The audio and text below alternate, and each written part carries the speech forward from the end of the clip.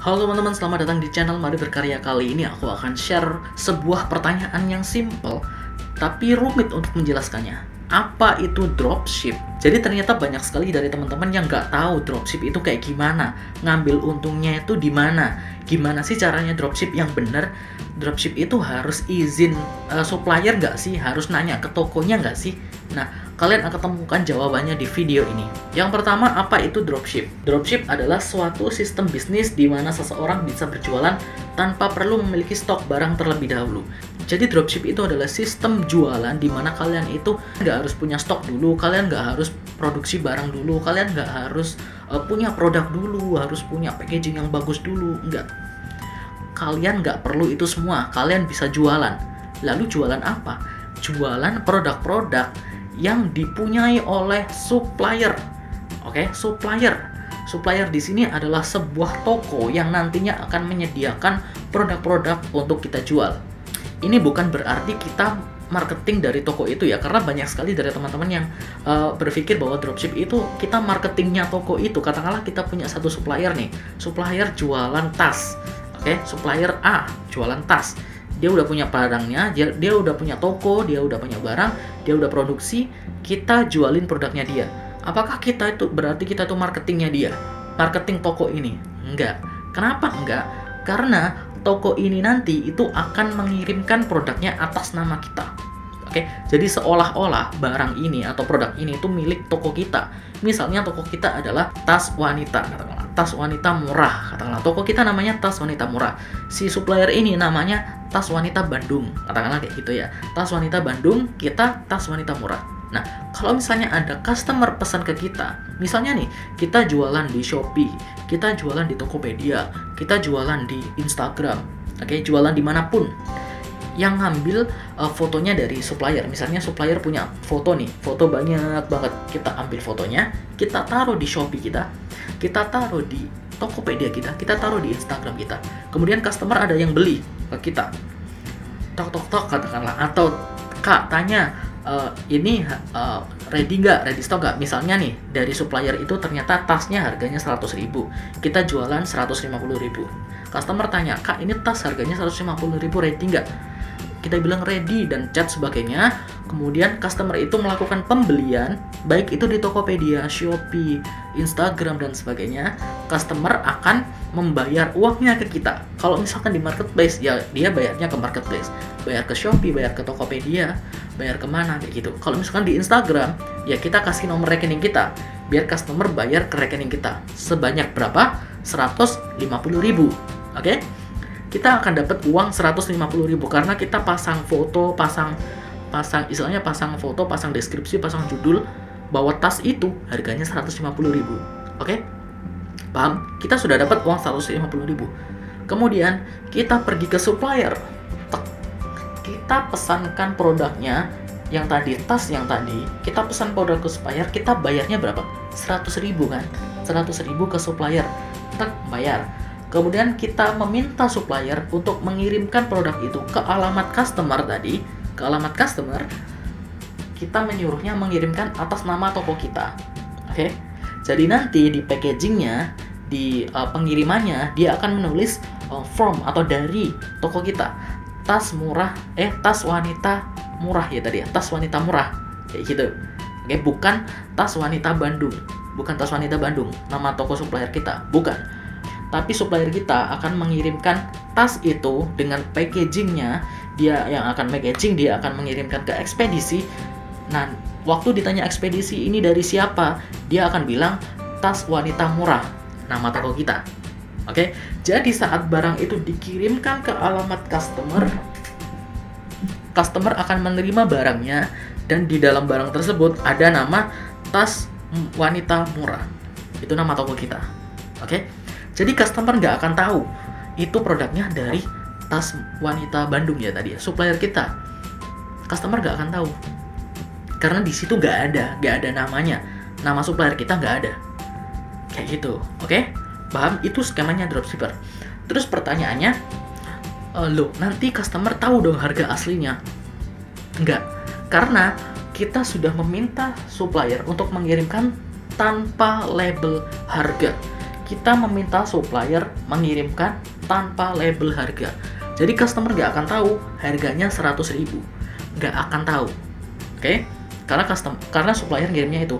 Makanya sangat penting bagi kalian berhubungan dengan supplier, oke? Jadi itu menjawab pertanyaan yang apakah kita harus tanya ke tokonya dulu atau tanya ke suppliernya dulu bahwa kita mau dropship. Yes, wajib. Kalian wajib untuk tanya, wajib untuk chat, wajib untuk komunikasi terlebih dahulu dengan supplier kalian mengenai banyak hal.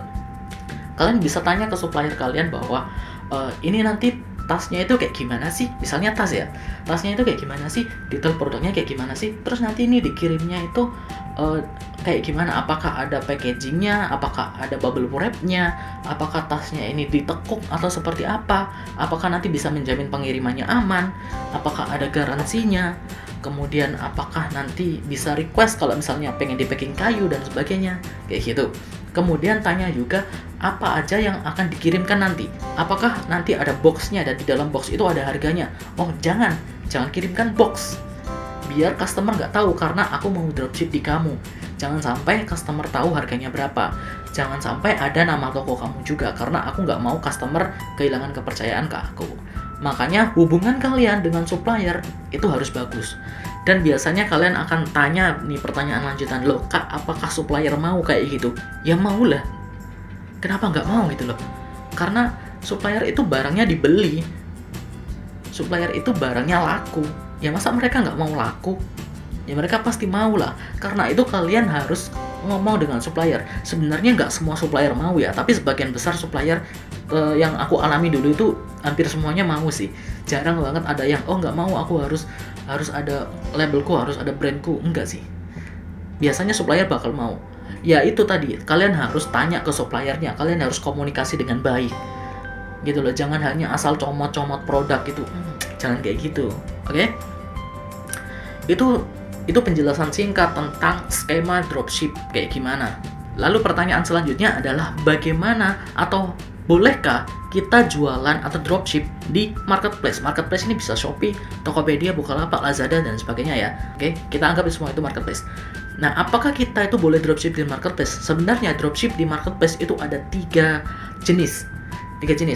Yang pertama adalah internal dropshipping. Internal dropshipping ini kita dropship dari toko yang sama atau dari marketplace yang sama. Contohnya, dropship dari Shopee ke Shopee, Tokopedia ke Tokopedia, Bukalapak ke Bukalapak, Blibli ke Blibli, Lazada ke Lazada, kayak gitu ya. Internal, jadi marketplace-nya sama. Apakah itu boleh? Nggak boleh. Peraturan di hampir semua marketplace tidak memperbolehkan internal dropshipping atau dropship internal. Oke? Tapi ada caranya nanti. Yang kedua adalah dropship antar marketplace. Misalnya dropship dari Shopee, suppliernya ada di Shopee, kita jualan di Tokopedia, kita jualan di Bukalapak, kita jualan di Lazada, katakanlah, suppliernya tetap dari Shopee. Oke? Atau suppliernya dari Tokopedia, kita jualan di Shopee, kita jualan di Bukalapak, kita jualan di Lazada. Oke, antar marketplace. Oke, apakah itu diperbolehkan? Diperbolehkan. Oke, dropship di luar marketplace atau antar marketplace itu diperbolehkan. Oke. Kemudian yang ketiga adalah dropship di luar marketplace. Contohnya kita jualan di Shopee, kita jualan di Tokopedia, tapi kita beli di supplier itu melalui luar marketplace, misalnya melalui WhatsApp atau melalui Instagram atau melalui websitenya supplier kita sendiri. Jadi di luar marketplace. Apakah itu diperbolehkan? Sangat diperbolehkan. Oke. Kemudian karena dua ini diperbolehkan, maka aku akan bahas yang satu tadi, internal dropshipping. Internal dropshipping ini dari hampir semua marketplace itu menyatakan tidak boleh melakukan internal dropshipping. Jadi dari Shopee ke Shopee nggak boleh, Tokopedia ke Tokopedia nggak boleh. Cara mengatasinya mereka adalah memblokir nomor resi yang sama. Jadi kalau misalnya nomor resi yang dikirim dari supplier ke customer dan dari kita ke customer itu nggak boleh sama. Kayak gitu. Mereka filternya di situ. Tapi sebenarnya itu bisa diakali. Yang pertama, kalian bisa pakai cara untuk mengatasi resi otomatis di videoku di sini atau di link di description box di bawah. Jadi hampir semua marketplace itu pakai resi otomatis dan kalian bisa belajar gimana cara mengatasinya di videoku yang aku sudah buat di bawah ini. Kemudian yang poin paling penting dari internal dropshipping itu sebenarnya kalian itu nggak boleh istilahnya barbar itu apa istilahnya, menyebar bahwa kalian itu dropship dari toko yang sama atau marketplace yang sama gitu. Misalkan dari Shopee ke Shopee ya, kan banyak pertanyaan gitu. Apakah boleh? Nggak boleh. Dari Shopee ke Shopee, dari Shopee-nya sendiri peraturannya itu nggak boleh. Tapi kalau misalnya kalian itu buat fotonya itu berbeda, kemudian strategi kalian untuk melakukan pembelian itu berbeda. Katakanlah yaitu tadi untuk mengatasi resiko otomatis tadi, kalian punya berbagai cara tadi seperti yang aku sudah jelaskan itu tadi. Itu adalah salah satu cara gimana caranya kita tetap internal dropshipping, tetap bisa internal dropshipping tanpa menyalahi peraturan dari marketplace itu. Jadi kalau kalian tanya apakah bisa internal dropshipping, marketplace tidak membolehkan, tapi ada caranya. So itu tadi penjelasan gimana sih dropship itu dan gimana cara mengambil keuntungannya, serta apakah kita itu bisa dropship di marketplace. Sudah aku jawab semuanya di video ini. Kalau misalnya kalian masih ragu atau masih ada pertanyaan yang ada di otak kalian, silahkan tulis di kolom komentar di bawah. Kalau misalkan aku bisa jawab, akan aku jawab. Dan bagikan juga video ini ke teman-teman kalian yang nggak tahu apa itu dropship, yang pengen mulai dropship tapi bingung dropship apa, bingung dropship itu kayak gimana. Kalian bisa bagikan video ini biar mereka itu semua pada tahu. Semoga informasi tadi bisa bermanfaat. Jangan lupa untuk klik tombol like dan subscribe channel ini dan nyalakan notifikasinya, dan sampai jumpa di video berikutnya. Dadah.